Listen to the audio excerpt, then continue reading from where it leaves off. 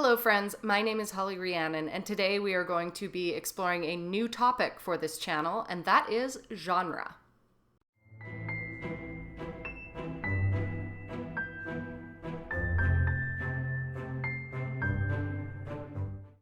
So this is my third year creating content on YouTube for Preptober and NaNoWriMo, and the thing with it as you go along is you really want to not be repetitive, or I don't anyway. I want to be able to tackle something new, or at least come at previous topics from a new angle each time around, especially for those of you who are longtime subscribers. In my considerations this year, plotting out what I was going to do, I really wanted to find some topics that I haven't touched on before, and genre happens to be one of those topics. It is also something to explore during Preptober because while some of us have ideas sitting in the idea bank for ages that we're going to pick from, a lot of other people who are new to NaNoWriMo are going to try to determine something more on the spot in October, and picking your genre can help with that. Genre isn't just a label. It's kind of the heartbeat of literature, a vein that flows through multitudes of stories, shaping narratives into recognizable forms. Whether one is a seasoned author or a newbie to the craft, the choice of genre is a pivotal decision that can dictate the tone, structure, and overall appeal of a novel. It can also dictate a career direction because if you get traditionally published or, indie published in a certain genre, that can kind of define what people are going to be looking for from you in the foreseeable future. So let's talk about how to identify your genre during the preparatory phase of writing, and look at the evolving landscape of genre up to our current year, dissecting it a bit and exploring a newfound freedom which has appeared in this area, the ability to explore extremely niche categories, while also considering the downsides of such specificity. Let's start by defining genre. At its core, genre categorizes literature into distinct types based on shared characteristics. These characteristics encompass themes, settings, narrative styles, and character archetypes. And this description on its own sounds kind of like my archetype chats. Am I just stuck in this world forever? Genres serve as a roadmap for both authors and readers, offering a framework to understand and navigate the vast landscape of fiction. By defining the boundaries of a genre, authors can tap into established conventions, but also retain a level of flexibility to have their own voice be heard. Choosing a genre at the outset of writing is akin to setting sail with a destination in mind. It provides a sense of direction and purpose, influencing critical decisions such as plot development, character arcs, and narrative pacing. Whether it be the suspense of a thriller, the introspection of literary fiction, or the fantastical realms of science fiction, each genre shapes the trajectory of a story. Now you might be sitting there thinking, I define my own genre and my own story structure. Well, you can totally do that. You can break all of the genre rules. You're more than welcome to. But there is a reason why genres are in place, and unfortunately, we are all going to be slaves to that categorization in one way or another, even if your categorization is very broad and odd.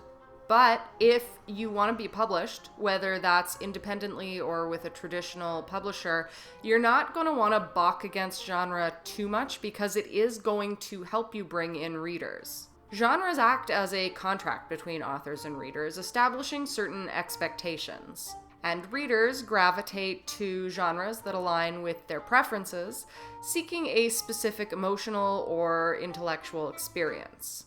A well-defined genre not only attracts the right audience, but also ensures reader satisfaction by delivering the anticipated elements of that particular genre.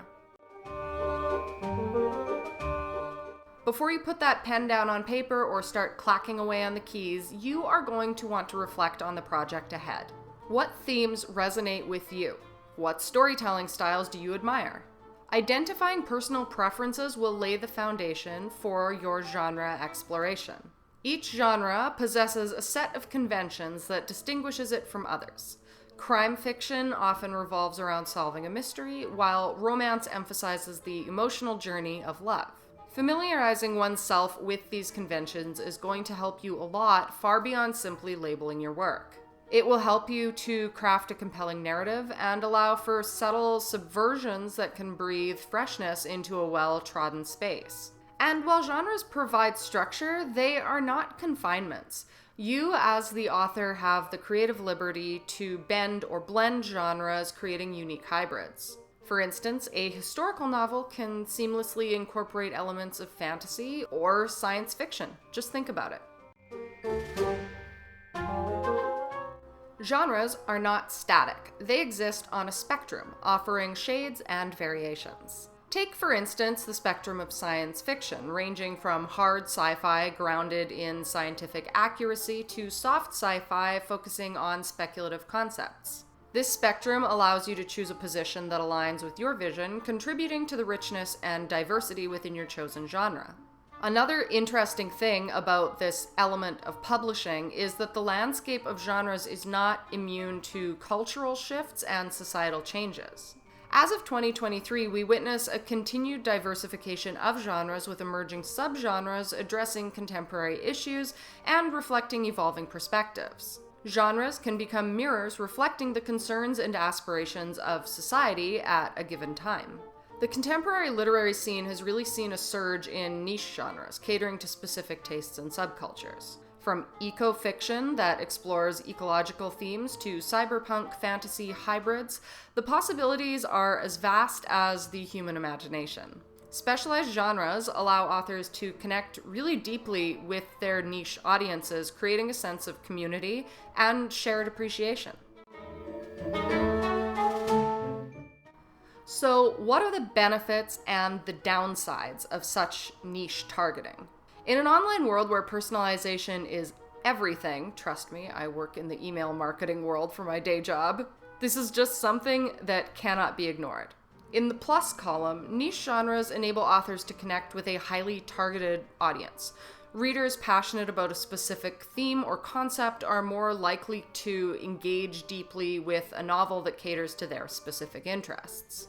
If you've looked at any internet subculture these days, you'll see that they are boiling down and down into more and more narrowly defined groups. And this is something that you can, take advantage of. Niche genres also provide a playground for innovation. Authors in these newly defined genres often push boundaries, introducing unconventional ideas and narrative structures that might not find a place in more classic mainstream spaces. Niche genres offer a platform for cultural representation. Authors from underrepresented communities can find a voice and an audience within these specialized genres, fostering diversity and inclusivity in literature. Now for the downsides. While the specificity of niche genres can open you up to new audiences, it can also limit the market reach of a novel. While deeply engaging for that one little corner of TikTok that just loves the combination of true crime, dogs, popcorn, and segways, that appeal might not extend to a broader readership, which will inevitably impact sales and visibility. Genres also thrive on evolution, meaning that specialized genres run the risk of becoming stagnant if not infused with fresh perspectives and ideas. Once you paint yourself into that very specific box, you might find yourself confined by the specificity that defined and excited you at the start. Last but not least, your work could face challenges in terms of accessibility. Readers unfamiliar with the nuances of a specialized genre might feel alienated, creating a barrier to entry for potential enthusiasts. But hey, this has all been fairly big picture, and I bet that you are waiting to get into the nitty-gritty where genres are concerned. What are the genres that you should be working in? While many of us start with a story in mind and go from there, a more strategic approach to writing is not uncommon. If you're a writer who can write in many genres and voices and who chooses genre first based on what's popular, you're not alone. You may want to choose a popular genre, or maybe an up-and-coming genre, or maybe you're writing for a specific publication with a defined genre that you must adhere to. So with all this talk of niches and genre exploration, what do you think will be the most popular genre out there? Drumroll, please. It is romance. Yep, plain old romance. If we're going by top grossing genres, that is.